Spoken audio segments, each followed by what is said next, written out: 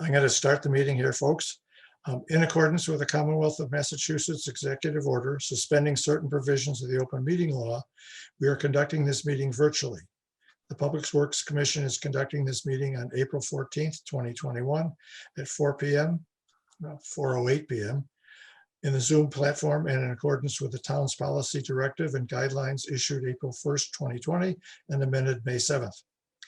I ask that all Public Works Commissioners, town staff, and presenters activate their video and mute their microphones unless they have something to say or are participating in the committee dialogue. For members of the public, when I open the meeting to public comment, in order to be recognized, please use the raised hand option in Zoom or use *9 by phone. If you are recognized, please state your name and address. This meeting is being recorded and will be available for later viewing on the town's website. I, James Terry, hereby call this meeting to order. All commission votes will be via roll call.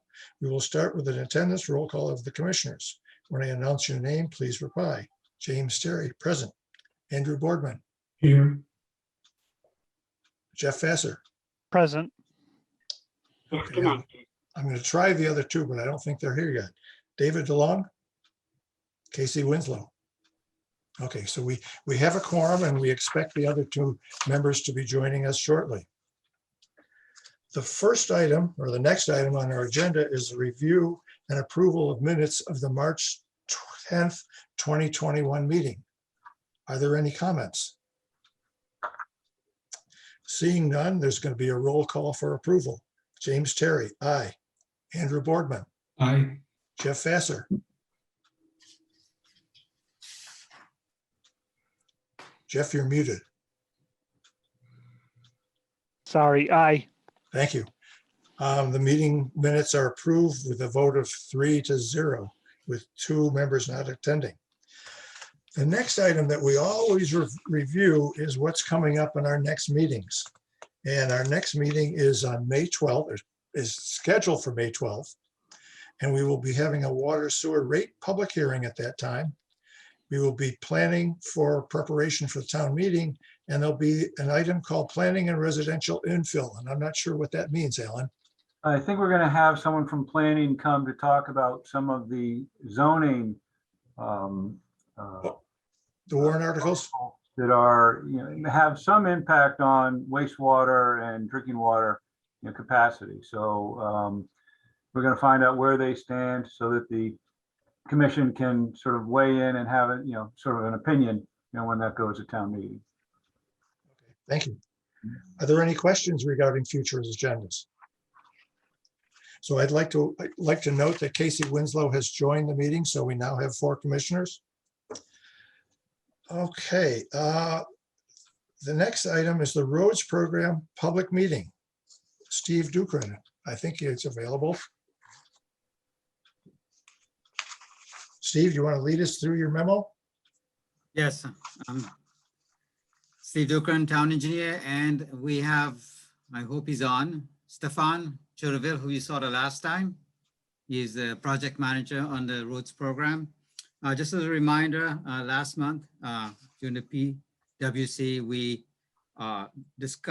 briefed the commissioners on what our annual roads program is about. And Stefan went through how the program is typically put together, describing that it is a scientific approach that we try to stick to. He also mentioned the streets that have been selected for this year's construction that will be starting in the coming weeks. Tonight, we will present the program for the public benefit. This is how we have typically done it in previous years, with a briefing in 1 month, followed by a public meeting in the next month. One other item that was brought up in the last meeting was that we are going to try to change the schedule for these meetings. We would like to do it in the fall instead, so that we can prepare the following program for the next year based on comments received at both the briefing and the public meeting. I think that's going to work for us better. And so I'm going to turn over to Stefan. He's going to go through the program as he put together the presentation. A lot of what we talked about last month will be a kind of a review, but he has added some more information for the public benefit.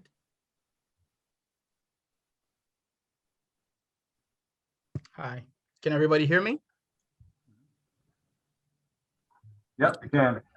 So my name is Stefan Schroederville. I'm with the Public Works Engineering Department. I manage the roads program for the town. As Steve mentioned, we went through that process in the fall with the commissioners. Now it's for the public's benefit, and I've included additional details that's related more specifically to the roads that we're reconstructing in the spring and in the summer. Next slide. Okay, so here in Concord, we have 108 miles of roads. Our goal at engineering and CPW is to maintain them at a higher condition level. Also, what we tend to do when we maintaining our roads is we communicate with the boards and the commissions in town to provide us with the adequate funding to repair those roads. Those roads are mainly local roads, arterial roads, and collector roads. All of them have to be taken care of, and like most of you should know, we never have enough money to do what we want to do, so we have to prioritize. And when we prioritize our road program, we coordinate with other utilities like the municipal light plant, water department, sewer department, and National Grid to see if there's any underground utilities that needs to be put in ground before we do our road reconstruction. Part of this year's program, there's a couple of streets that we did go through that process with National Grid and the water department, who installed utilities before we came in and do the work that's scheduled in the spring and the fall. Also in our selection process, we also look for areas with drainage problems, where we try to add new drainage structures to correct problems. And also we implement safety measures where we add ramps, ADA ramps, and sidewalks if necessary. Next slide. Before I go into the program, just to, like Steve mentioned, it's a scientific, we use scientific data to pick streets. It's not random. So I want to go through what we call the Pavement Condition Index, PCI. It's basically a rating from 0 to 100, 0 being a poor road and 100 being a brand new road. That's how we rate our roads in general. In this process, back in 2018, the town hired StreetScan, who does an automated system with cars, with scanners that scans all the roads and gives us a PCI rating for each road in town. Back in 2018, the town's PCI average rating was 78. With every rating that we do, it's a point in time, and that point is not good forever. So every 3 years is recommended to do a new inventory. So this year in 2021, we're going to do a new inventory with StreetScans and get a new PCI rating average for the town. Now that you know about the PCI, now I'm going to go through the project selection process. So basically, once we get that PCI rating, we know exactly what the street is rated at. But it's not just the PCI, there's also what type of distress the road is in. So different roads with the same PCIs might have different distress on the road, so which necessitate different treatment. So when we're doing treatments also, we need to optimize the treatment to see what treatment gives us a better bang for our buck. It's not just come in and reclaim the road. That's the most expensive treatment, reclaiming the road, doing a full rebuild. That brings the road to 100 PCI level, but that's very expensive. So our goal when we optimize is to do a treatment that's best fitted for the distress that's available, that's present on the road. Okay. So with the optimization, with that also, we create a new when we get a new inventory, we'll create a new 5-year plan based on that optimization and the PCI.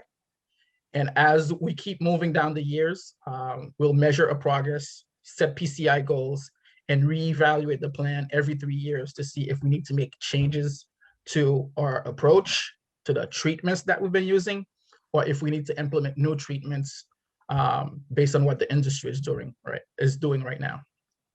Next slide. So I've spoken about the PCI, which is pavement condition index. That's the curve that explains the curve, and the y-axis is PCI and x-axis is time.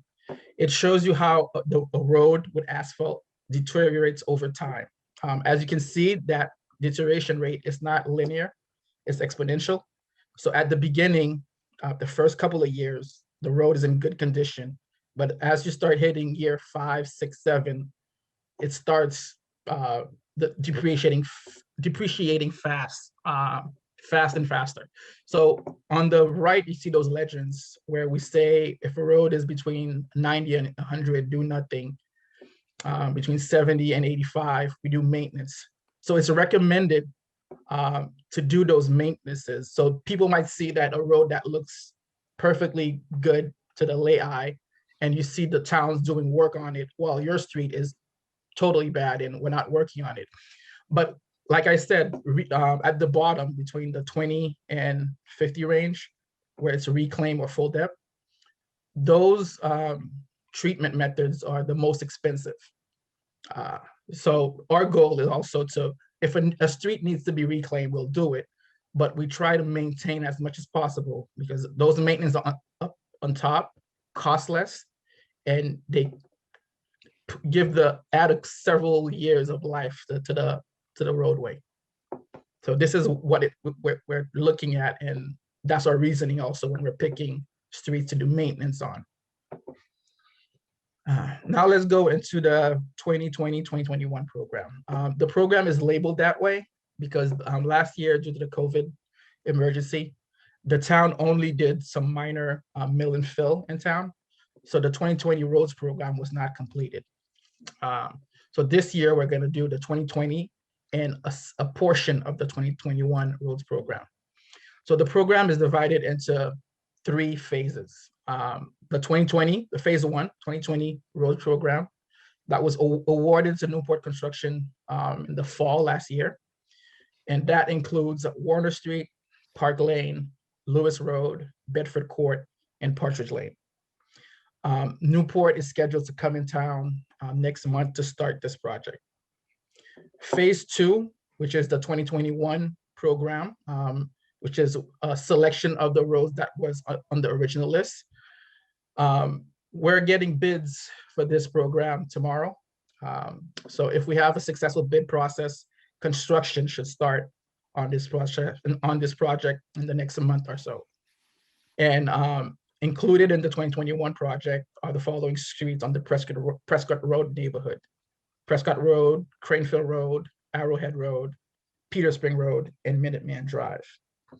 And then phase 3, which is Hubbard Street and the Stowe Street parking lot. These projects are still we're still doing the design, completing the design. Hopefully we'll go into bid with these projects in early May. And if we get a successful bid process by June, July, we'll have a construction on these 2 projects. Additionally, on top of those 3 major projects, we have some limited projects that we do every year. It's targeted mill and fill to certain areas on our arterial roads where there's small section that needs some renovation done to it. We pick those and we do them here and there. And we also have a crack sealing that we do. So roads, eventually asphalt roads, will get cracks eventually. And those cracks are where it's the beginning of the problem, where water starts to infiltrate into those cracks and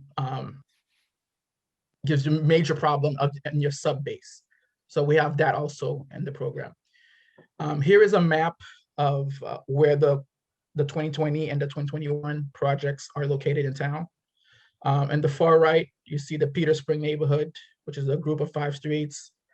Then on this, not far away, across the street on Bedford Street is Partridge Lane and Bedford Court, right next to each other.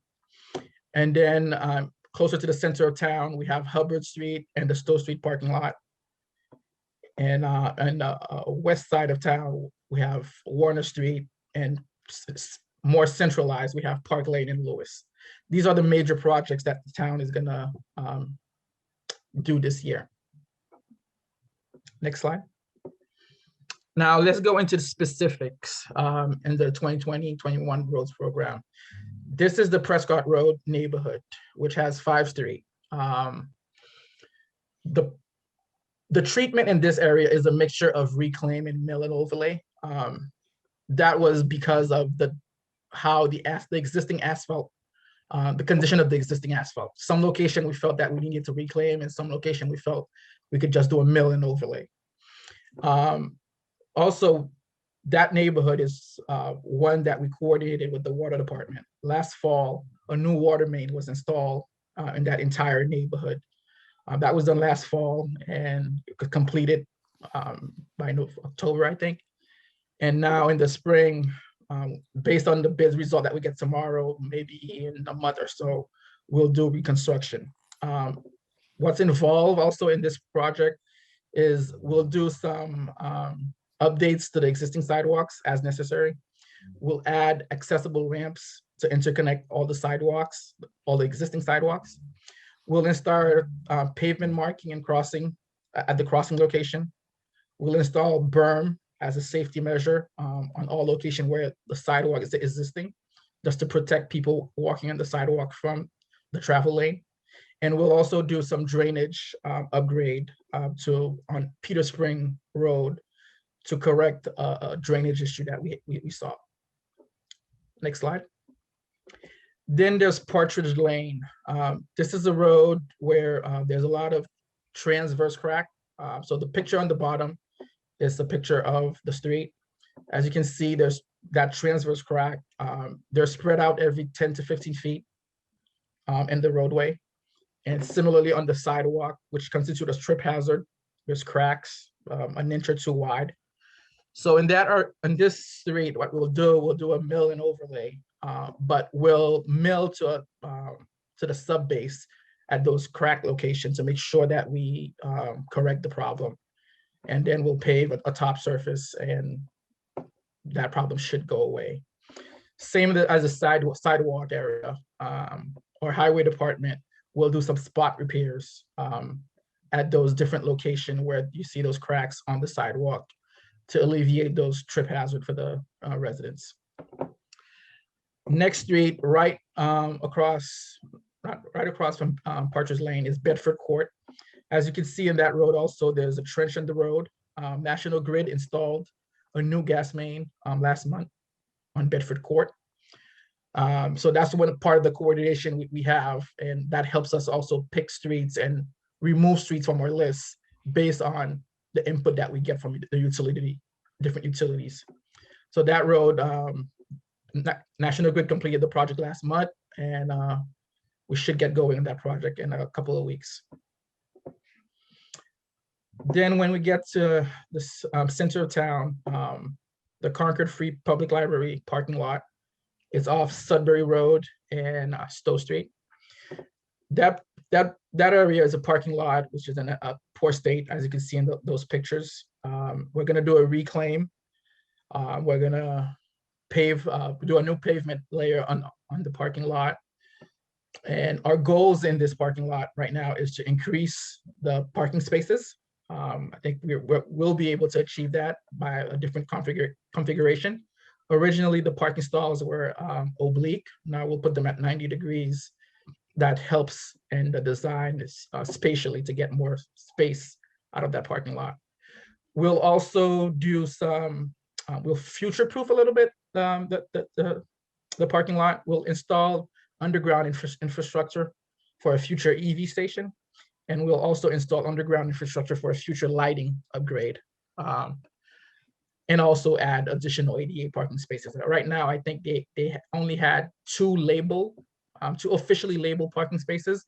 With the redesign, they'll have 3 or 4, I think, no parking spaces. Next slide. Hubbard Street is currently under design. In this project, the limits of it is from Thorough Street to Walden Street. In this project, what we're trying to do is to create a multimodal corridor. We're gonna add bike lanes. We're gonna redo the sidewalks. We're gonna narrow the travel lanes to, when you narrow travel lanes, so just to inform people, when you narrow travel lanes, it forces drivers on the road to slow down a little bit. So we're gonna narrow the travel lanes with parking, with striping. We're gonna put bump outs on the roads for, I think right now the road is 30 feet wide. So with the bump outs, that will make the crossing distance less for pedestrian. And that's a safety measure also.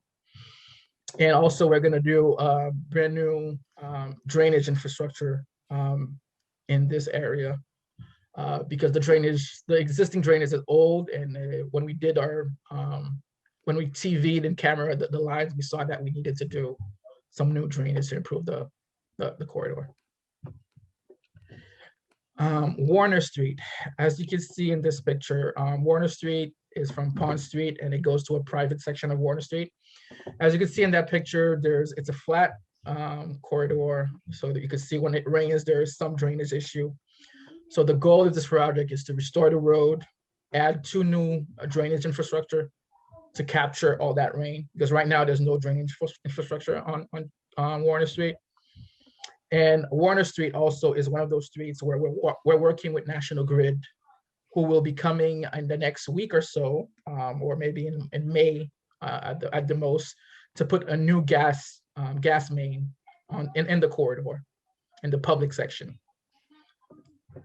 And next, we have Park Lane and Lewis Road. That's centrally localized in town. That road has a lot of cracking. There's erosion issues on the side of the road that picks up dirt and brings it to the CBs. So that Park Lane is going to be a full reclaim, both Park Lane and Lewis Street, full reclaim, and will address the erosion problem. And also at the intersection of Park and Elm, we'll do some upgrade to the ADA ramps, make them accessible right now, because right now it's just not in proper condition. Next. So, and that's the 2020-2021 roads program. The funding sources for these programs, as you can see, come from different accounts. We have a Chapter 90 account. We have a Complete Streets account. That amount, $399, a portion of it is going to go to Hubbard Street. And we have 2 other projects that are in the pipeline that's going to use some of that funding.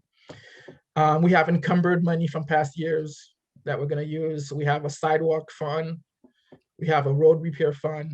We have a drainage fund.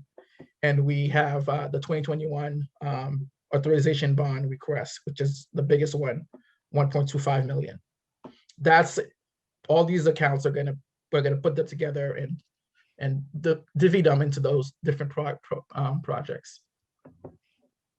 Next slide. Now, as I mentioned earlier, we had a master plan that was labeled 2020-2024 master plan. It was done back in 2019. Because we're redoing the inventory this year, we'll get new numbers, new PCI numbers on our streets. We think that the plan might change based on the new numbers. So what we'll do, like I said, the 2021 plan, list of street on the master plan, we did not pick all the streets of that list due to funding restrictions. So what we'll do when we get our new inventory done, we'll prioritize the streets that were not picked on the 2021 list. And those streets are Butternut Circle, Mallard Drive, Fox Lane, Black Duck Road, and Monson Road. These streets will be prioritized. Not saying that all of them will be picked next year, but they'll be on a priority on our new plan going forward. Anything down the road in the 2022 or 2023 master plan, those might be pushed off further down the road. Next slide. Okay, now I'm going to take this opportunity to do some public education. Through the Clean Water Act, the state has passed something called the NPDES, which is the National Pollutant Discharge Elimination System. Basically what it is, it's a permit that tells communities and towns that they have to regulate waters that goes to rivers and streams to prevent illicit discharge or pollutants going to those waters of the US. So that program is called, in Massachusetts, it's called MS4. The S stands for Separate Sewer System. It's 4 S's, I think, yeah. Separate Sewer System. That's what the permit is called. And part of that permit, there's 6 measures that every town in Massachusetts has to go through and do some changes into the regulation. But part of that, one of those measures is also an outreach and education measure, where we inform the public what role they can play in helping the town, their community, fight pollutants going to our ponds and rivers. So as you can see, when it rains, when snow melts, everything that's on the road, that's on your lawn, spills down, goes to the road, and goes into the catch basin. Those catch basins eventually gets to a pond or river in town. So any pollutant that you have on your surfaces, that's where it goes. So in that regards, everybody could help in that, in fixing that problem. If you want to get more information, you could go to the town website, and we have brochures and templates that tells you what you could do for pet waste, what you could do for when you're washing your car, what you could do when you're fertilizing, best practices that if each resident does their part, as a whole, there's going to be a big difference. So please do check the website, the town website, to get more information on the different aspects of the MS4. Now, like I said, most of our contracts haven't started yet. The most urgent one that's going to start is the 2020 roads program, which is starting next month, sometime in May. So before any of the construction projects start, we'll send door flyers to the impacted neighbors. We'll update the website, and we'll do all the outreach that we need with police, fire, and what do you call that? High school, school bus, to make sure that everybody's aware of what's going on. And if we need to do any accommodation, we'll do that. And yeah, that's all I have for the 2020-21 roads program. If you have any questions, my name is Stefan Charterville. Phone number of the office is here, or you could reach me by email below. Thank you. Thank you, Stefan. Are there any questions from the commissioners? So at this time, I'm actually going to open it up. Oh, Jeff? Yep, just a quick question. Stefan, thanks very much for the presentation. Very informative. I was interested in what you had to say about the improvements on Hubbard Street. And I was wondering if some of those treatments are kind of, if you're thinking about doing similar things on other streets down the road, because there's a lot of good elements that are going to be going in there. Well, for Hubbard Street, a roads program, like every road present different type of opportunities or difficulties. So Hubbard Street being centrally localized in center of town, that was the feedback that we got from the residents. That's why we incorporated those design aspect in those features in our design. Like Steve mentioned, that's one of the reasons also that's we want to change the meeting time to the fall, which is before our design process. So then people, you guys or the residents will have the opportunity to have a say in what you would like to see.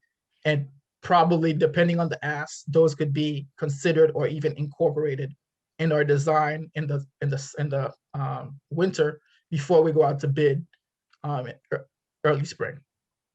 So to answer your question, are we gonna incorporate those in other street? It's case by case. It's not a blanket answer. Okay, great, thanks. Mr. Chair, can I add to that, to Stefan's answer? Hubbard Street is a special case. Hubbard Street was selected under the roads program a few years ago. And when the neighborhood heard about it, they brought up, issues regarding drainage and sidewalks and so on. It was at the same time that the town was putting in for the Complete Streets grant and was successful in obtaining that grant. So that's the extra money that we have now in the program, but that's geared towards only that Complete Streets philosophy, where you want good sidewalks, you want bicycle lanes, and you want safety for improvements for pedestrians. And that's why we were able to incorporate those elements in the Hubbard Street project. Generally, the roads program funding, whether it's the Chapter 90 or the bonding that we get through capital improvements, that money is really for the pavement management, and it goes just towards the road part of it. We never have enough money to go beyond your typical edge. We may improve the tip downs on sidewalks, but we couldn't, with that funding, we couldn't replace entire lengths of sidewalks. And so, so this is a special case for Hubbard Street. Well, and I'll give my community input early on. Any other streets in that neighborhood, I think, might benefit from some of the same treatments, because there's such a movement of people from downtown to the high school to Emerson, et cetera. But I also understand it has to do with the condition of the roadway too. But I'm looking forward to seeing what happens on Hubbard. Dave, you have a question, comment? Yeah, two questions. One, quick technical question. Maybe I missed at the beginning. By the way, I'm very sorry I was late. I just had technical difficulties getting in. Was it 1.2 million? Is that money we're asking for in the town meeting this year? The big chunk, is that already allocated, or are we asking for that? Is that committed, or are we asking for that? That's FY21 money. So we already have that. Well, okay, great. And then the other question is, how can we be helpful to you as commissioners in terms of bringing, from the public to your attention sections of road that people think need attention, just a little bit, as the way Jeff was just talking. I was just talking to a resident today, and I said, I'm going to be in a meeting this afternoon. He said, what do you care about? He said, oh, this section of Elm Street is terrible. Do you want to hear that stuff, or how can people give you feedback that's useful? Or is this all science and it's already going to be determined really by the technology that you have to grade the road out and determine where the best investments are? So whether we want a feedback or not, we get it. So, but we do incorporate that information. We use the science like Stefan went through with the street scanning, getting all that information, putting the program together.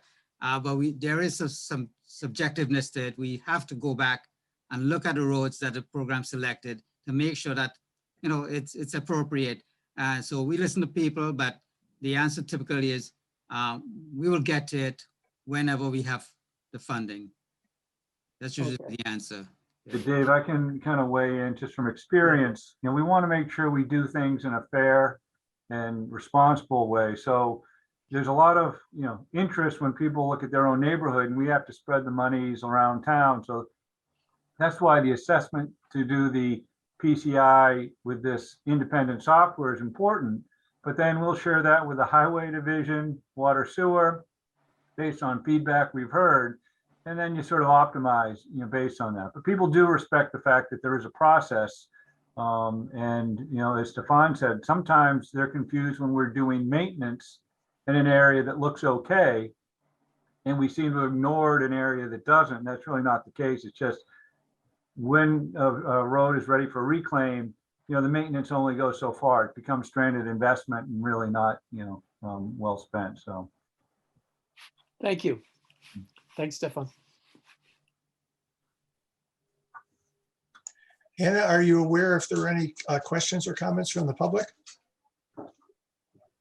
I don't see any, Mr. Chair. Okay, thank you. And thank you, Stephen and Stefan, for that great presentation. The next item on our agenda is the Public Works Tree Planting Guide. And I think Aaron may be taking lead on this. Yes. Good evening, commissioners, select board liaisons, and other members of the community. My name is Aaron McCloskey. I'm the Highway and Ground Superintendent and Tree Warden for the town of Concord. Appreciate the opportunity to present the new Public Works Tree Guide to this group, to the commission. So Alan is sharing the guide. So a little bit about the tree guide, a little background. I included some information in the memo to the commission, but this is a Public Works produced tree guide that we have worked collaboratively with one of the members of the community, Brian Rossborough, along with the Friends of Concord Trees group to create a professionally designed tree guide that will assist us with communicating tree planting initiatives to residents, business owners, and other members of the community. So essentially, this is a multi-fold document that folds out to a 2x3 poster. The cover here, this is Alan's displaying the cover of the tree guide here on the right side. This is an illustration that was taken and kind of digitized to match the format of the guide. We worked together with a graphic designer, a gentleman named Robert O'Brien, who owns O'Brien Designs, and he digitized this image, and he actually shared other designs and graphics that he had of trees that we have included in this document. But this is a photo on the cover was what he created. And then as you flip through the guide, it provides different information to residents pertaining to aspects of tree maintenance. So we kind of give an overall kind of mission statement of the community's tree planting program, where we're focusing on climate resilience and the importance of planting trees in kind of urban forest environments.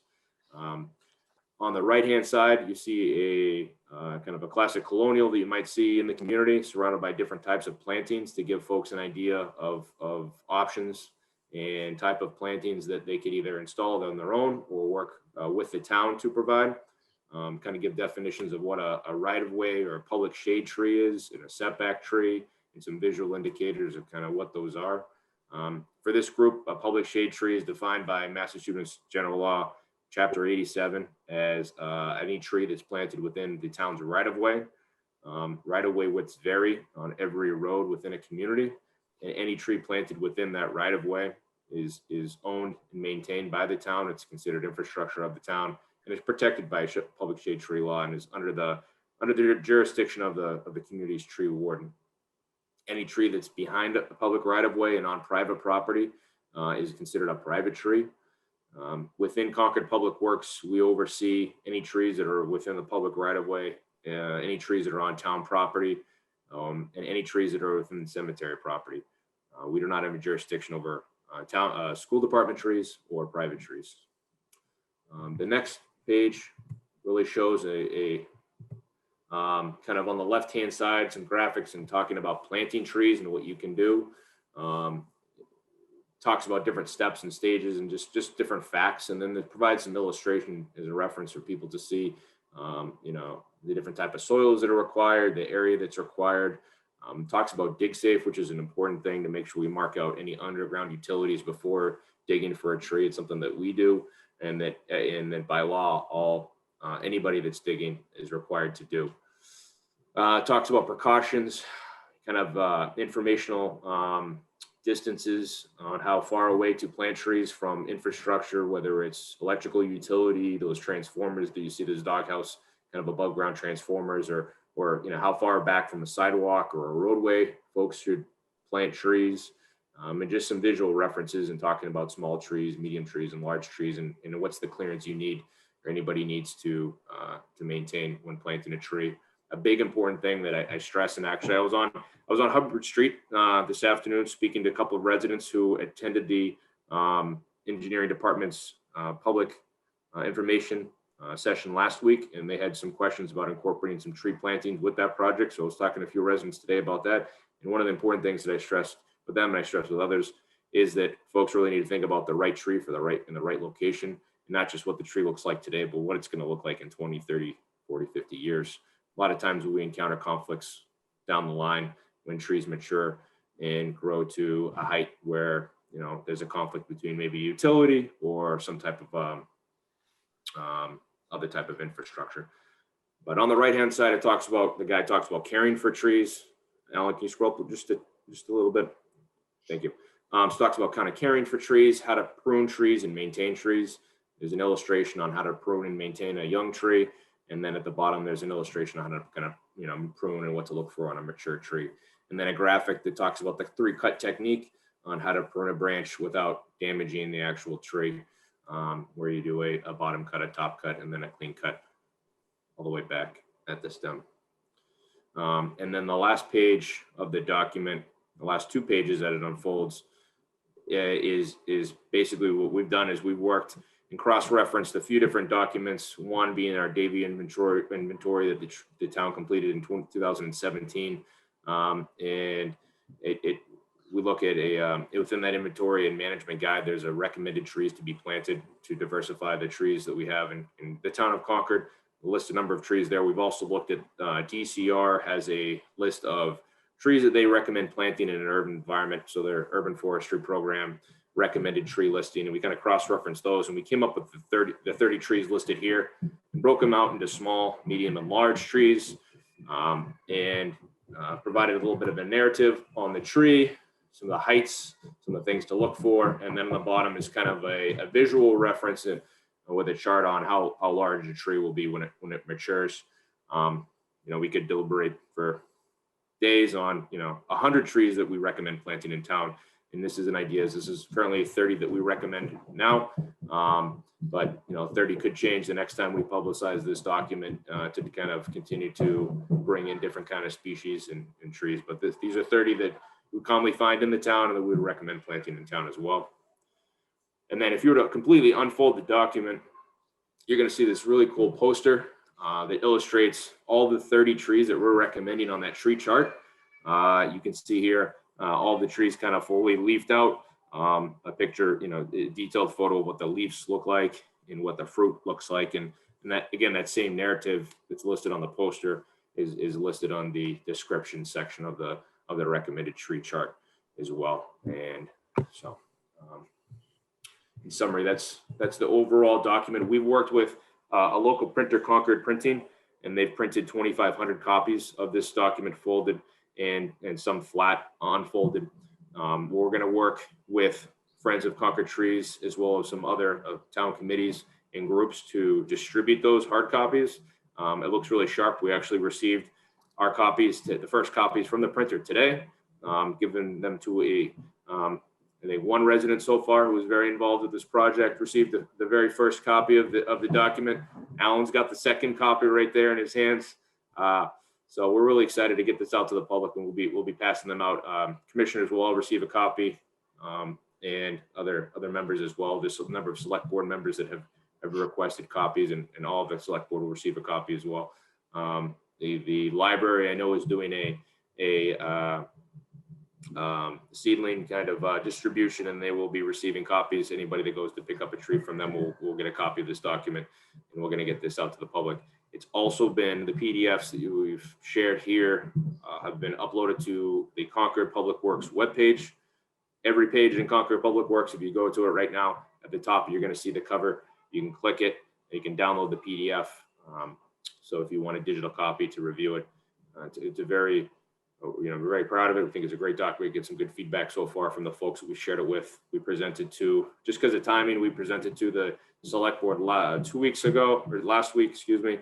The conservation group has a conservation coffee talk that was shared with them on Tuesday. And we met with the Friends of Concord Trees group the prior Friday and shared it with them as well. So it's out there. And we're excited to share it with the commission this evening, and happy to answer any questions anyone might have related to this guide. Thank you. Thank you, Aaron.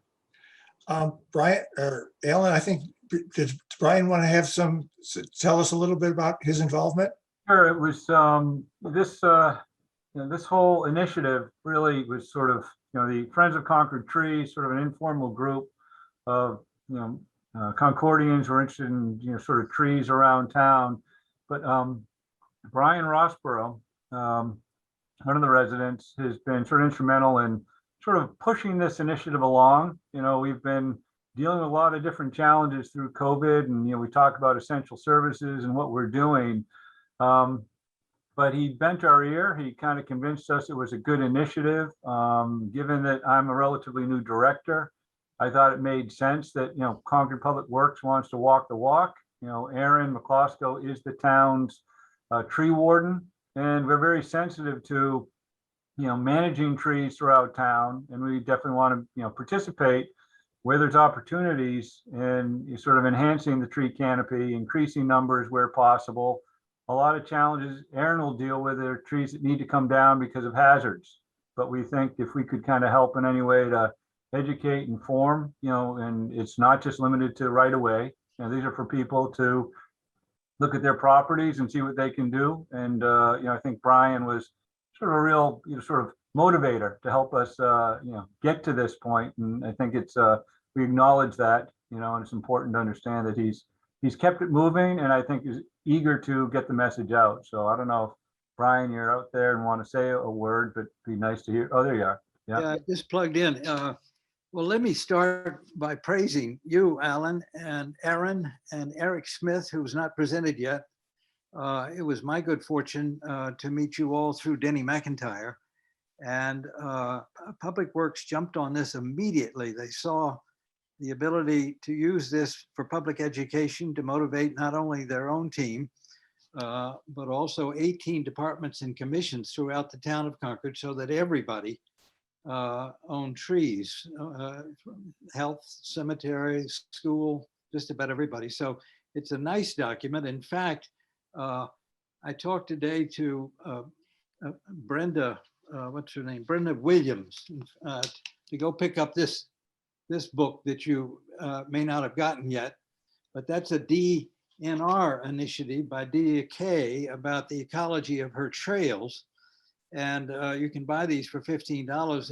And sitting alone in the visitor center was our director of tourism, who I've never met, Beth Williams, and she's excited about this brochure. She thinks she says, I have 15,000 visitors a year, and at $1 each, you can not only get all your money back, but you can print these regularly. So you may want to hear from Brenda. As far as the commissioners goes, and particularly, I love the two presentations by your engineers. There's a marriage, as you all know, between the right-of-way, between our roads, and between our traffic and our trees. Trees not only provide all the environmental services that you're well aware of, but they do calm traffic. And the boundary line between trees and roads is the meridian, or the right-of-way, or the verge, as some people call it. And the success rate of trees, as everybody knows, in that thin strip that's 2 to 4 feet wide is low because of the compacted soil, the salt, the occasional snowplow, and people who park on that meridian. But the planting of trees on our roads will also slow traffic. And slowing traffic is probably a long-term vision. Trees planted today are not going to absorb many CO2 emissions, but they will in 30 or 40 years. Mature trees do the best work in terms of sequestering CO2 emissions. But we've got all kinds of possibilities, including the 4 commercial areas in town where the merchants are a little shy about putting trees in front of their buildings and their signs. But this brochure, I think, was so wonderfully designed by Aaron and Bob in Texas, Bob O'Brien, that it's not only an educational device, but it's a motivating device. And I think it'll give families pride in planting trees, not only in their own yards, but in their own right of way. And the town is open to cooperating with that. So I think you'll have a lot of fun with it. I was proud to be involved, and I thank Alan and Aaron for being so accommodating. And I just want to say Eric Shaw is on. He's the assistant highway ground superintendent. Eric is sort of the silent partner. He's oversees a lot of the maintenance of our parks and sort of open spaces that Public Works is responsible for. So Eric is there. He is excellent. Kudos and thanks. I think what Alan did, which was so wise, is he stopped the presses at the end of the print run, and until all of his money ran out, he printed huge posters that he wants to put out through all the school systems and all the classes in the Concord schools, public and private. So you'll find these things on your icebox door soon. as well as to the commission. Thank you, everybody. Well, thank you, Brian. Are there commissioner questions or comments? David? Quick one, how do I tell my neighbors who, I live in Tree Central over here in Canantum. How do I tell my neighbors to get a copy of this? It looks great. Aaron, how do we? Well, you can get a PDF off of the website, as Aaron mentioned. Right. But Yeah, if anybody wants a hard copy, they can just email. You can email myself or Eric Shaw in the office, and we can get copies out to people. Okay. Our contact, if they go to the town website under Concord Public Works, our emails are listed on there. Okay, great. Thank you. It's worth noting that funding was through the MVP, the state, funding to help us, develop and publish this. So right now our interest is just to get it out into the community. We'll have to figure out how to maintain and sustain that. But, I think we have plenty at this point, and we'll just have to see how we can Sure. make it available. The climate action plan that Kate Hanley and the CAAB board put together actually calls for Concord to create master plans for both its canopy and its urban forest. And I think this document and the involvement of Public Works will give them a running start. Great. Thank you. Jeff, did you have a question? Not a question, just kudos. As someone who's been in the business, I'm a landscape architect in public sector for more years than I want to admit. This is one of the best looking tree pamphlets that I've seen. Kudos to everybody who participated. I mean, it's not only is it good information, it is visually appealing, and just the look alone will draw people in and then educate them. So great job. It's something to be proud of. Thank you. Okay, seeing no other questions or comments, the next item on our agenda is the Haywood Meadow stone wall extension in the public right of way. And I know that Delia was around somewhere before. Yes, we'll tee this off, and in essence that Delia Kay, who is working, she's the natural resource director, approached our engineering division about trying to do some improvements along, the Haywood Meadows, specifically extension of a stone wall. So we thought, as you saw in the memo, the commission is responsible for approving or authorizing any structures that are going to be placed in the public right of way. Engineering division worked with Delia to try and make sure they understood what the ask was. We think the ask is, Delia can put it in her words. Delia, I'll bring up the some images that you might want to, speak to. And then I imagine Steve Dukran can kind of provide some insight from the engineering public works. And so maybe I'll get the Delia, if you want to come out of the shadows.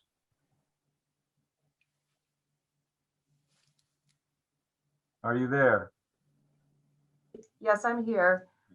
Thanks, Alan, and thank you to the Public Works Commission for letting me come and just give a little background of what we're looking to do here. So Haywood Meadow is the main meadow as you head out of Concord Center. That is heading towards Cambridge Turnpike. You can see the gun house in the distance. And on the left-hand side, the photograph there is the pre-restored stone wall. That's what the stone walls looked like up until 2011, 2012. The Haywood Meadow Stewardship Committee worked to obtain a grant to replace that wall, about $400,000 feet of wall, and it's a remarkable difference. And then in 2016, on the other side of Haywood Street, the wall was along Haywood Street, the wall was removed. And then on the right-hand side, you can see that the wall was restored to a more historically appropriate wall. If you recollect, what that wall looks like was a concrete capped, sort of unsightly, but also historically inappropriate stone wall. And with that wall restoration in 2016, we also put in steps into the meadow, which drew in a lot of people walking through the meadow, which is great. What we have noticed since then is, there's those bollards on the other side of the road that basically start where the 2011-12 wall stops, just really stand out tremendously in terms of being unsightly. So we obtained CPA funds to basically extend the 2016 wall and match the curve and appearance of the wall on the opposite side. Stan Lux, who is a member of the Haywood Meadow Stewardship Committee and a retired engineer, has worked with us on this. He is on the call. But as we laid this out, the goal was to have it not go into the right of way. But there are some utility conflicts. And we would like permission to shift it slightly into the right of way, no more than up to 3 feet. And it basically, if you go right a little bit, Alan, right about there is where the wall would be located, and it would join up with the existing stone wall that was restored in 2015-16. So that, I just wanted to give you a little background so you understood what the context of the ask is.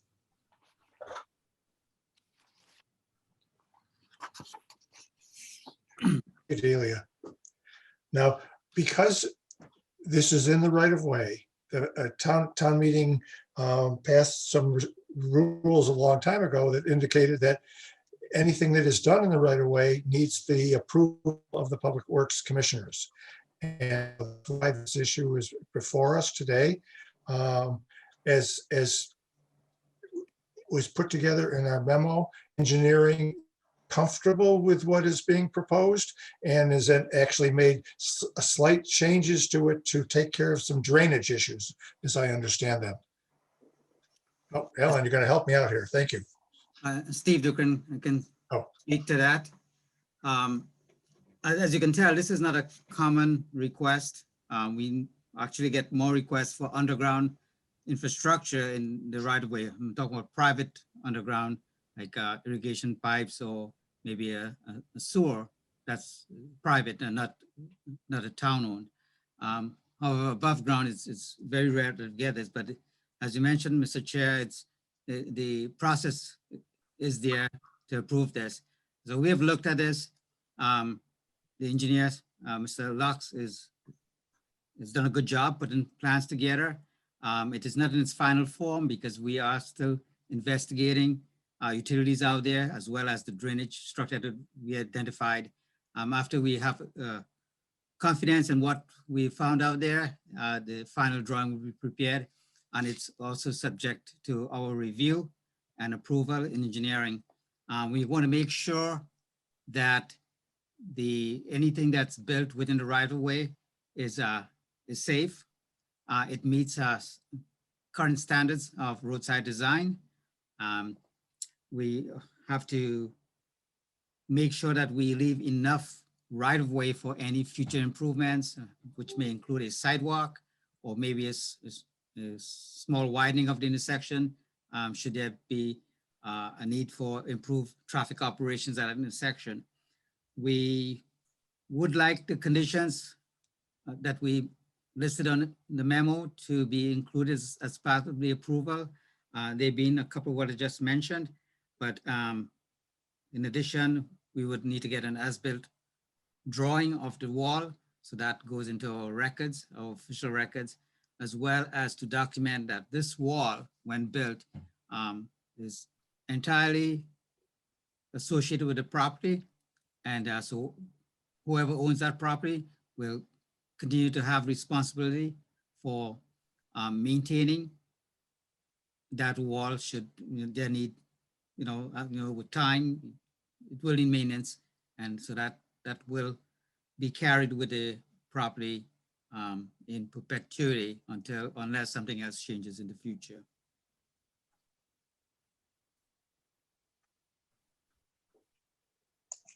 Thank you, Steve. I am going to take the initiative and suggest a draft motion. And if one of the other commissioners, when I'm through, would like to make that motion and then get a second, we can move things along. So in accordance with the Town of Concord private digging of roads bylaw as amended in Article 47 of the town meeting of 1992, the Public Works Commission hereby authorizes the Natural Resources Division to extend an existing stone wall along the Lexington Road right-of-way at the southeast intersection of Haywood Street and Lexington Road, abutting town-owned land at 150 Lexington Road, parcel identification 0239, 2 to 3 feet inside the right-of-way as depicted on the plan titled Haywood Meadows dated 3/26/21 with the following conditions. 1, the final design and location of the wall will not create a hazard to pedestrians or motorists and comply with applicable design standards, including ASHTO, I'm sure, AASHTO roadside design guidelines. The final location of the wall still leaves a reasonable amount of right-of-way for potential roadway-related improvements. A right-of-way permit is obtained for any construction within the right-of-way, and inspection by engineering staff is performed for acceptance. An as-built plan as prepared for CPW's records. A document is prepared for official records attesting that the wall is wholly owned and will be maintained to an acceptable standard by the owners of the abutting property, 150 Lexington Road or parcel ID 0239. Is one of the commissioners willing to make such a motion? Andrew Boardman, I so move. Is there a second? I'll second. Second. Thank you. Okay, on a roll call vote. All those in favor of this motion? James Terry, aye. Andrew Boardman, Aye. David DeLong. You're muted, David.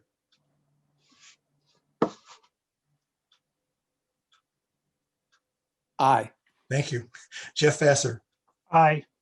Casey Winslow. Aye. That is a unanimous vote, and I so declare.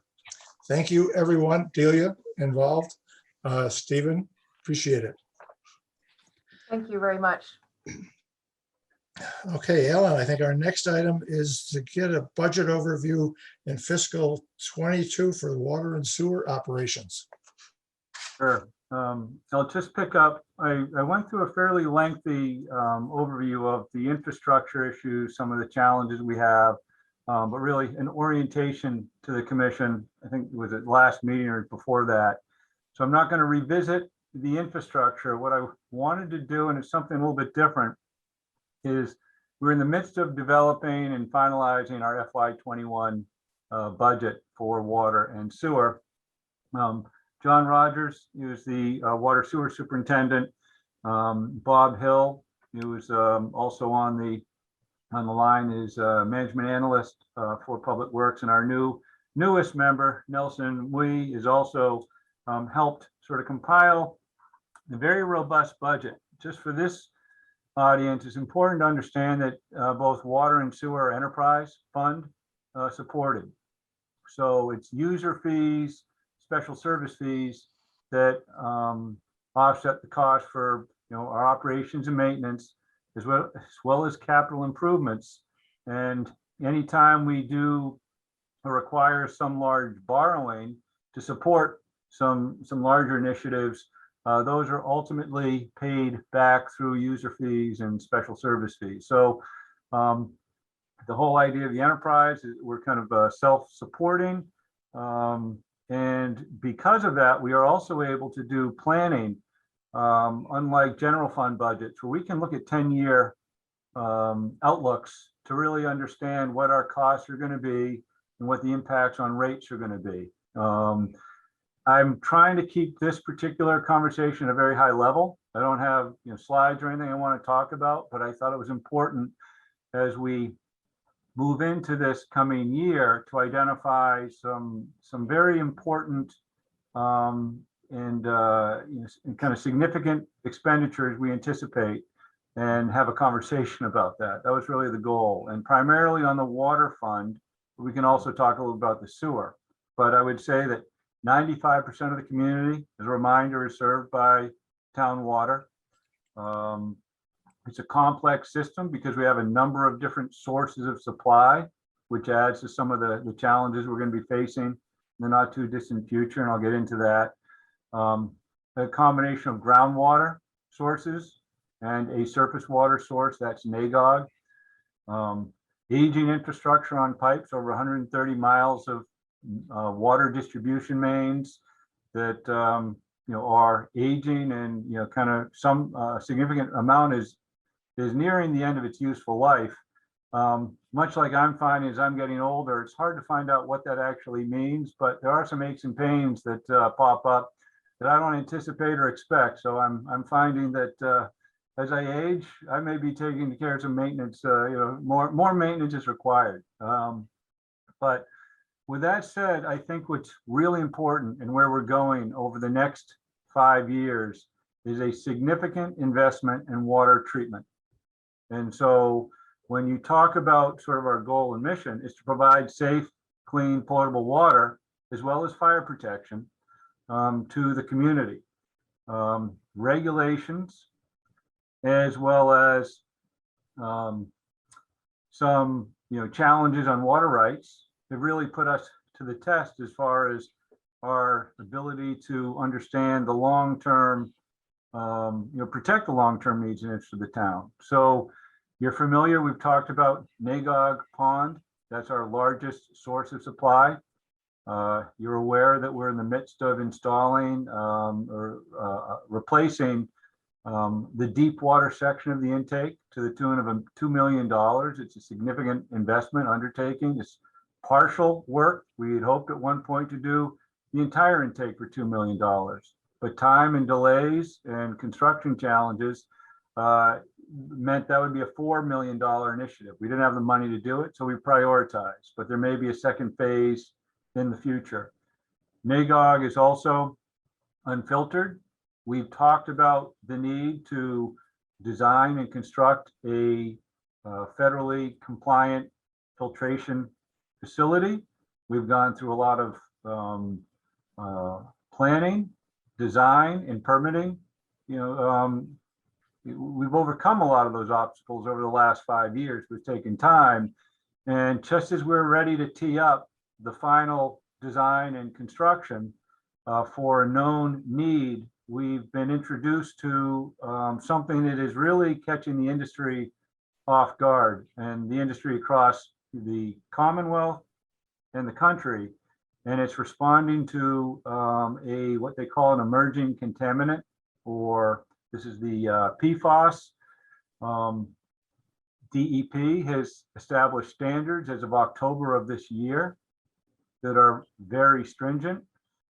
Communities are rolling out sampling in accordance to the state's requirements through, depending on the size of the system. Concord has just collected its samples in the last couple of weeks. Excuse me. We're finding that this PFAS is fairly ubiquitous, and it's not necessarily a question of whether it's in water, it's a question of the concentration. And we're going to learn fairly soon where we stand with a need for an accelerated assessment, potential design, and construction for treatment because of the public health interests and needs that have been identified at the state level. So that was something a year ago we saw it coming, but we weren't sure where it was going to land. October of this past year, they did establish a standard.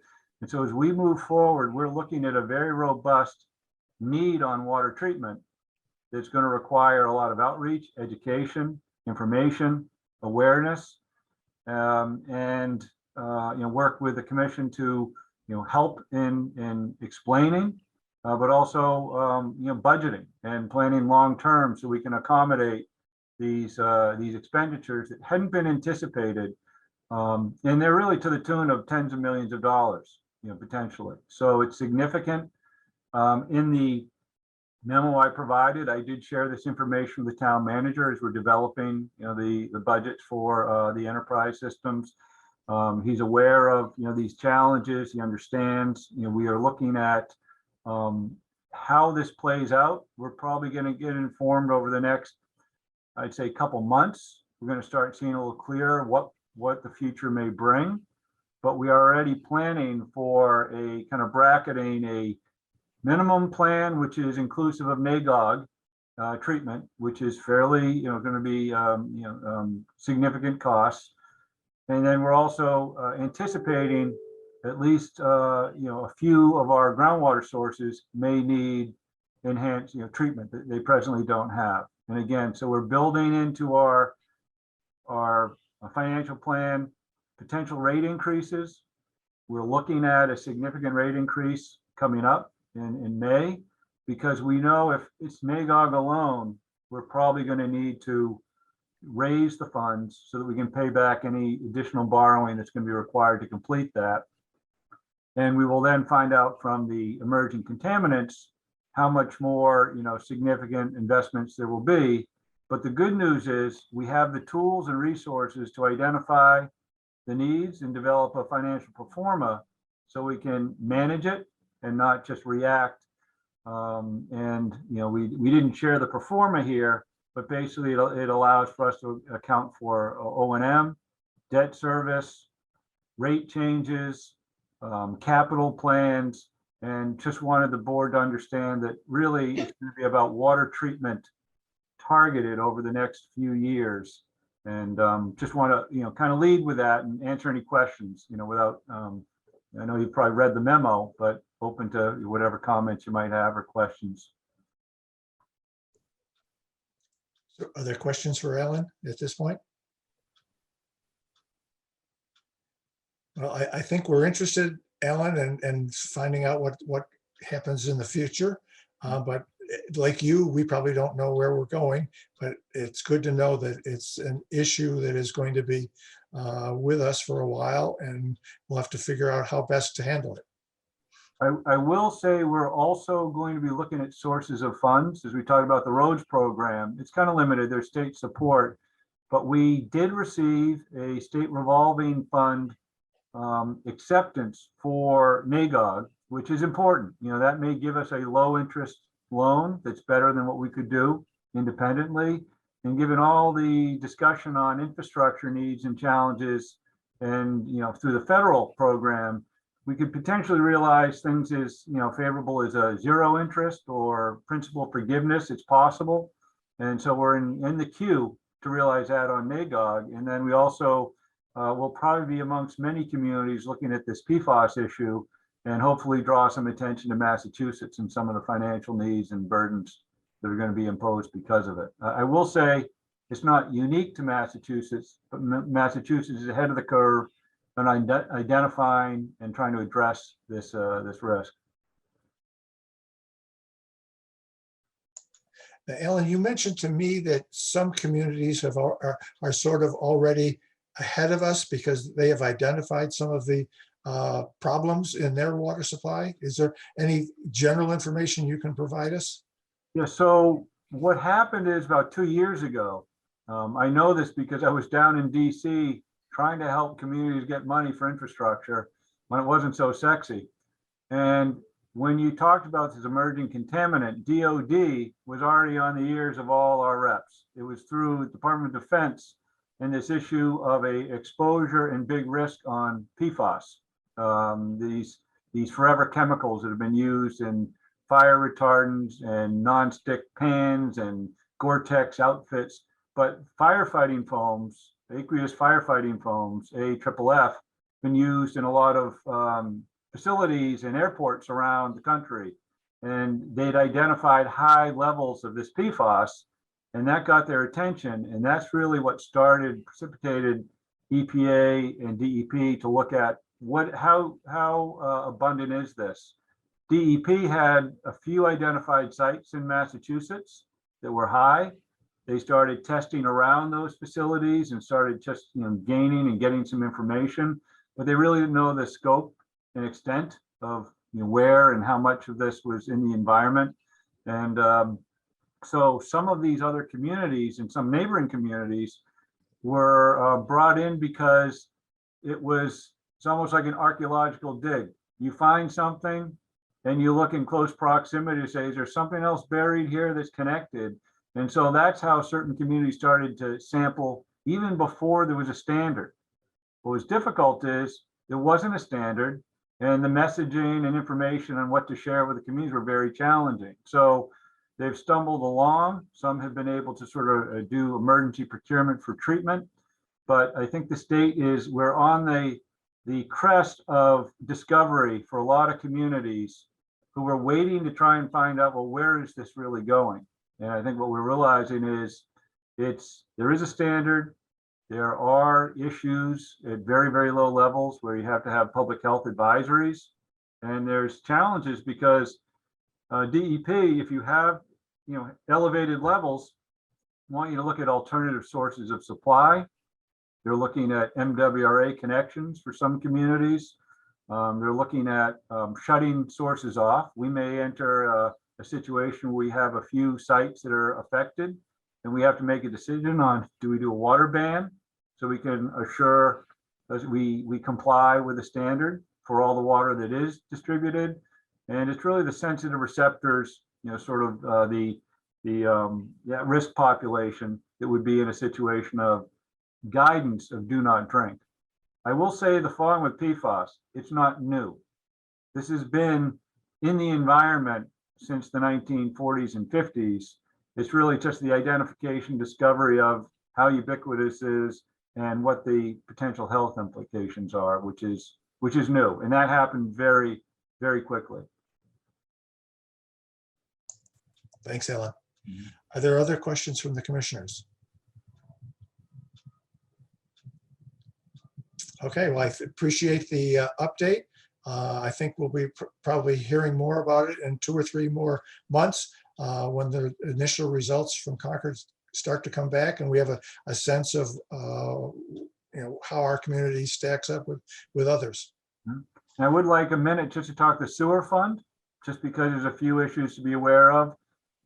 For the commission, we have about 1/3 of the town is served by municipal sewer. We've talked at length about wastewater capacity constraints. We continue to manage that closely. For the upcoming year, we are nearing the end of a 10-year service contract with a third-party vendor who's been managing the day-to-day operations of a wastewater treatment plant. So we'll be going out for procurement to see and try and get a competitive bid on service providers who actually operate and run the facilities.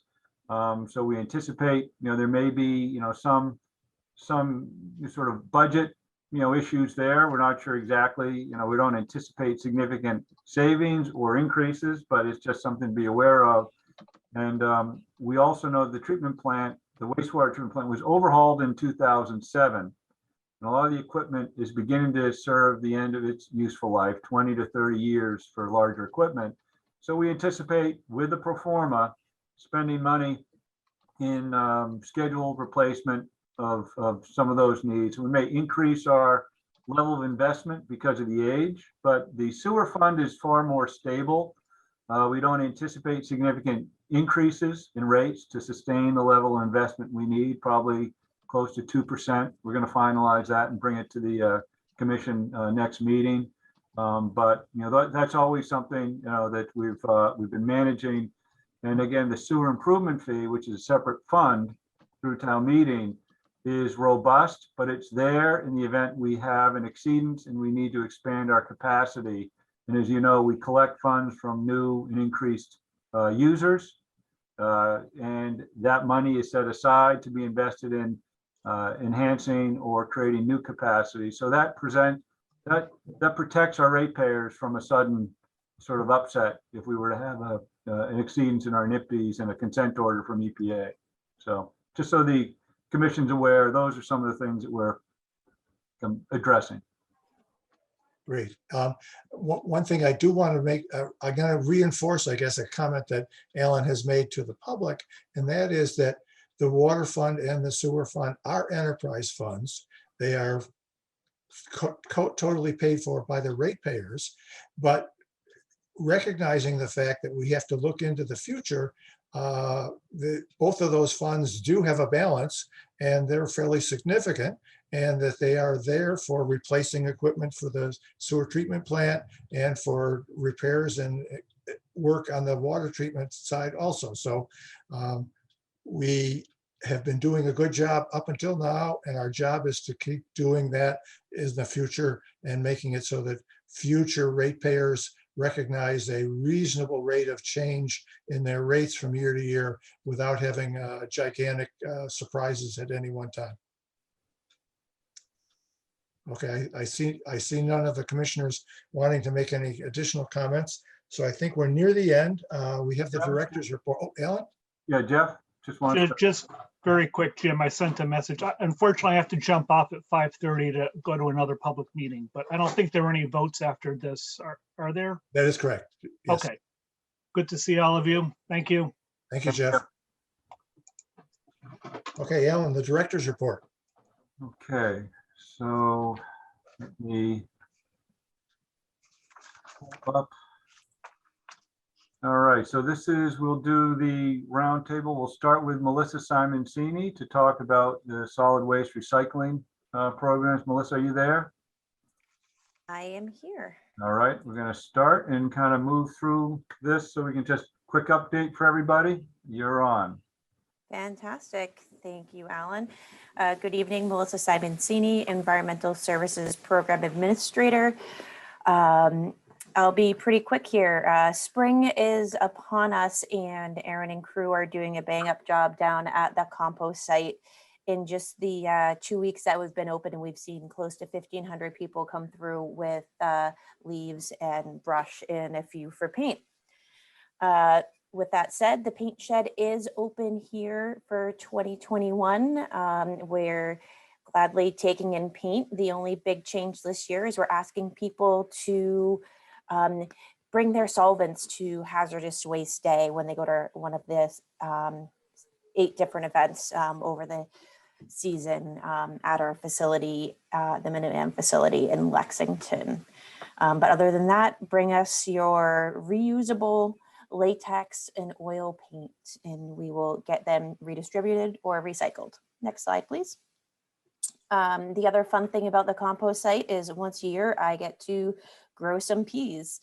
What this actually does is it's called a bioassay, and you plant a series of pots, some that are just potting soil, some that are finished compost, and others that are unfinished compost.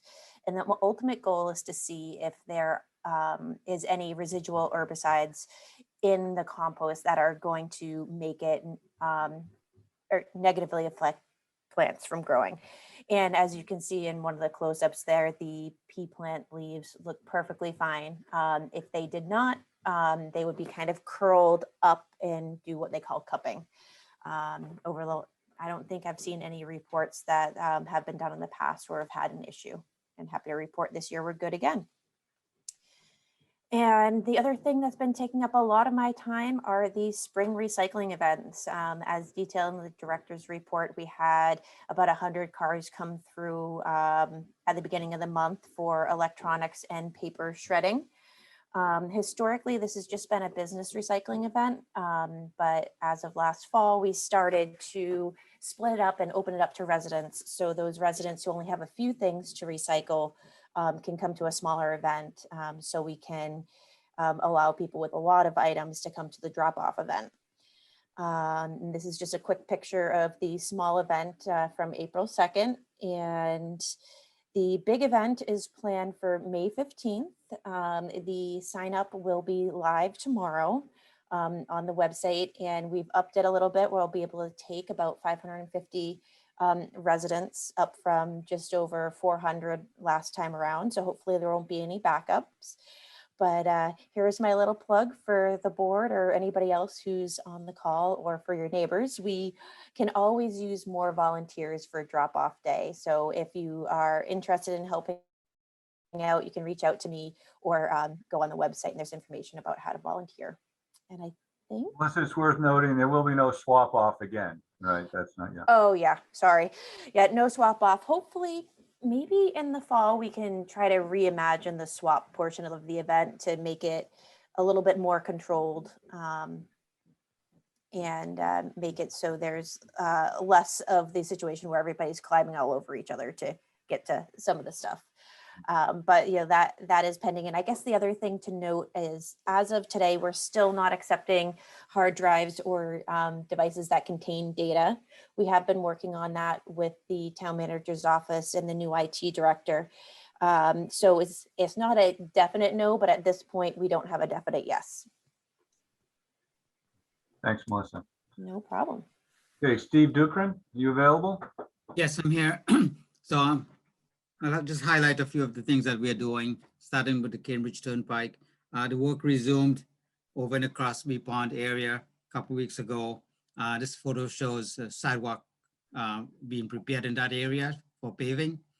And also what has happened over the last couple of days or weeks, utilities have been moved from above overhead to underground in the duct bank that's been installed by the contractor, so that we can get those temporary poles out of there. Road paving is scheduled for next Wednesday, the 21st. We will have the road shut down on the 20th and the 21st, so that we can get a road prepared on the day before and during paving. We have sent out notices, as we normally would do, to everyone involved, including the neighborhood, and so that everyone can avoid the corridor at that location on those 2 days.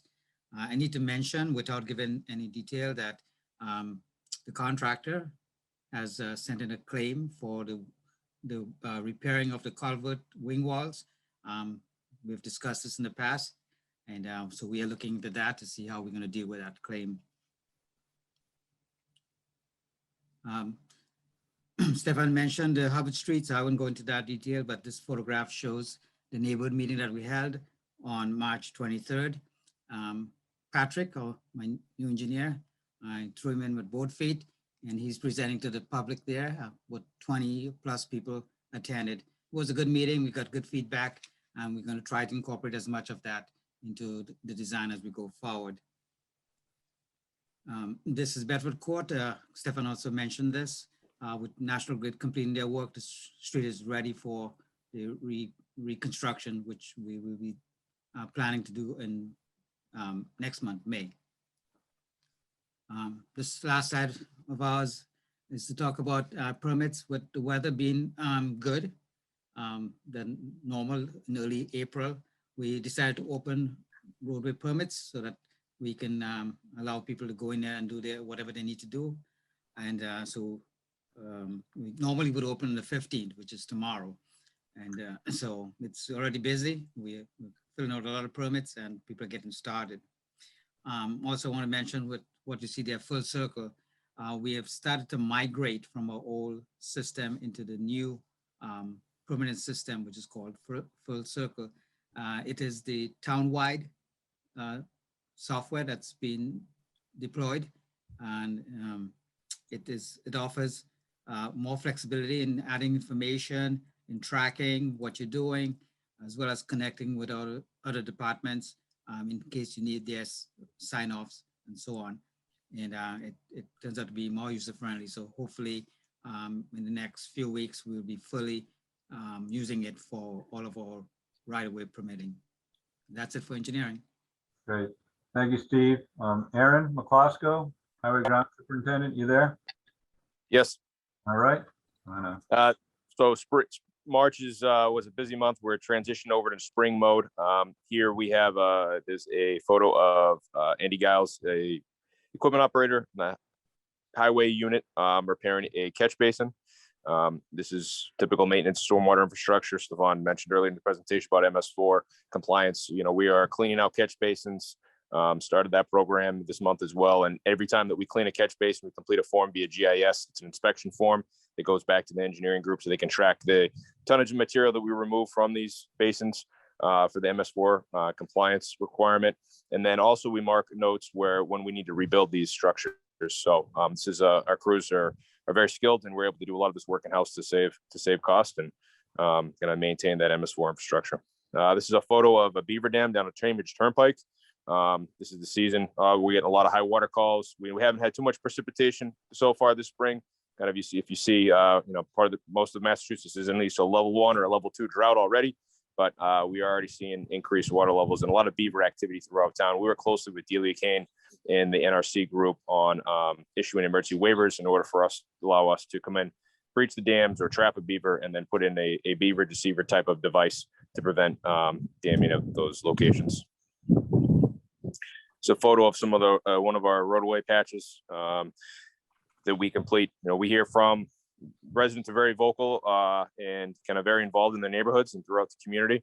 And not to complement the roadway program that the engineering group manages, we do regular maintenance on all roadways and sidewalks in town. That's an example of a patch around a catch basin. So you'll see a lot of patching. We cruise out almost every day as the weather allows for patch work throughout town right now.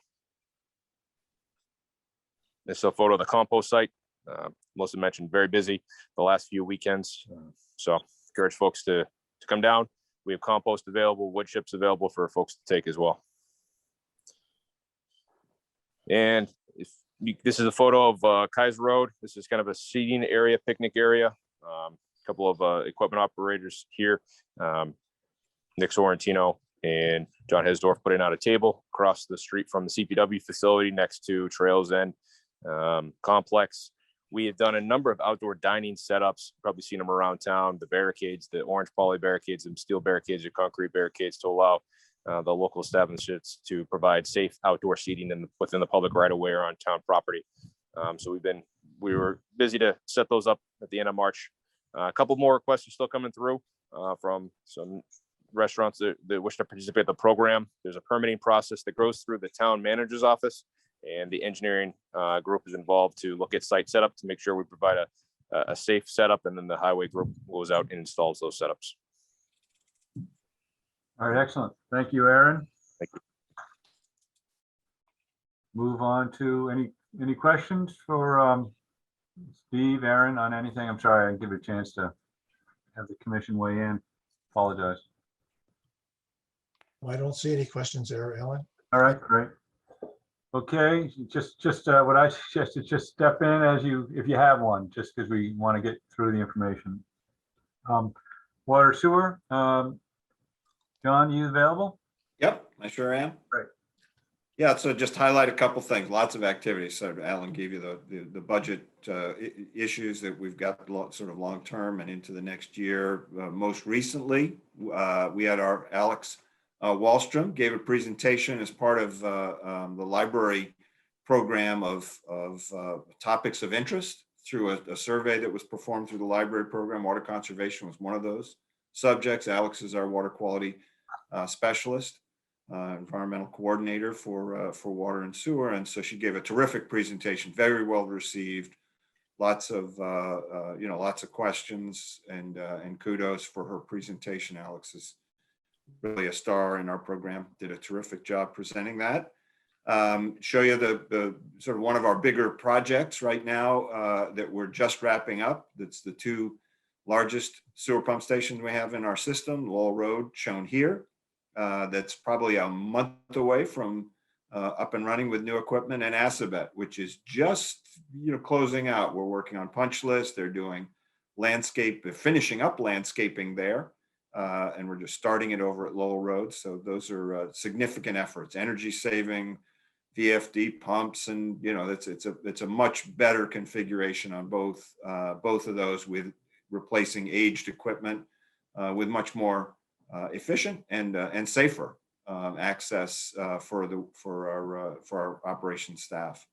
So that work is going on. But the real exciting project is the Nagog Pond intake. This is a shot of the staging area, which is up at the along Great Road at the intersection with Neshoba Road in Acton, just inside the line from Littleton. So it's right up there in the corner. This shows a couple of barges held in place with these big, tall, called spuds. That's what keeps them in place. And so you could see exactly there.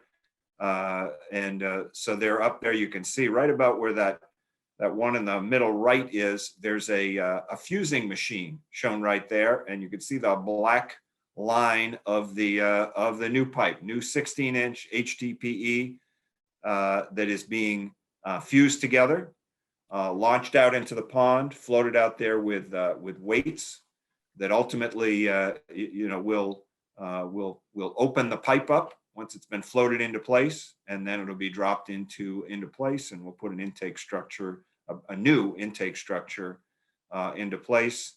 So that's what it's been looking like. If you get a chance to get up there, we're just mentioning to Jim, we've got a meeting with the Acton Conservation Commission next Tuesday. We're trying to confirm, but looks like that's going to be going on Tuesday morning.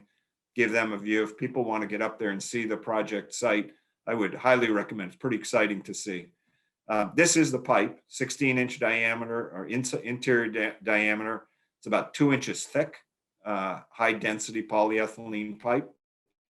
There it is. There it is, sort of on the back end, going through the fusing machine in the background, pulled in place by the crane. There it is being launched, the initial section being launched out into the pond. So they'll basically fuse it and keep on launching it out there till there's a great big long sausage out there, and that'll be done by next week.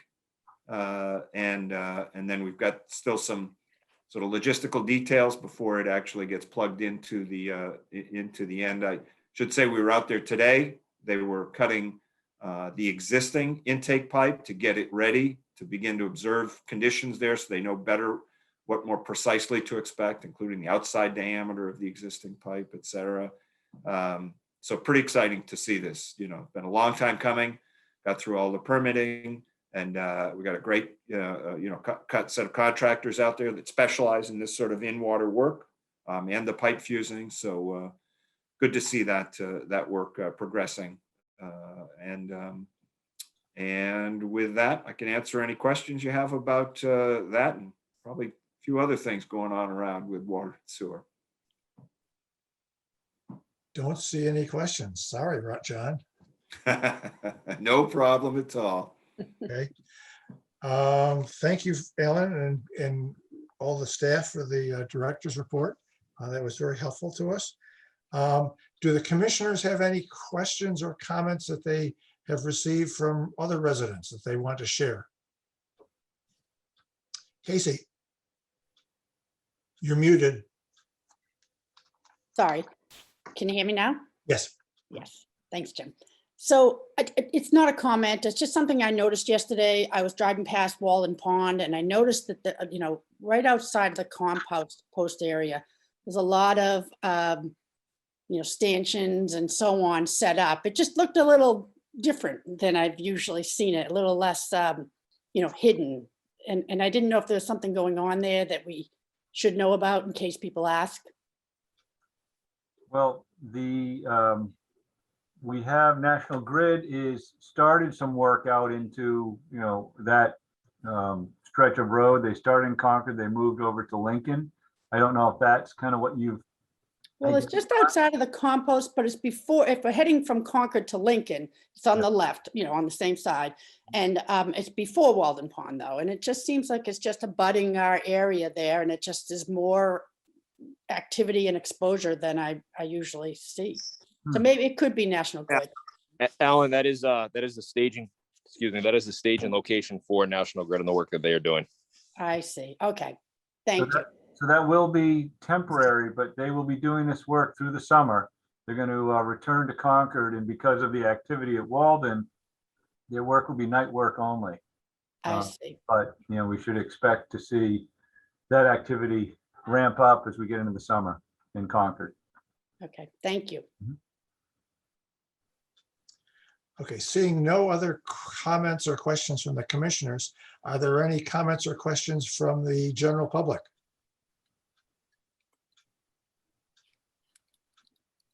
Anna, do you see any? No, I do not. Okay, in that case, I would entertain a motion to adjourn. Is there such a motion? Andrew David. Boardman, so move. Is there a second? I'll second. Thank you. Okay. So we're going to take a roll call vote on adjourning here. James Terry, aye. Andrew Boardman, Aye. David DeLong, Aye. Lisa Winslow. Aye. We are adjourned. Thank you, everybody. Thank you, All Jeff. the staff members who've helped us. Thank you Appreciate all it. for your time. Good job. Thank you all, appreciate it. Thanks a lot, guys.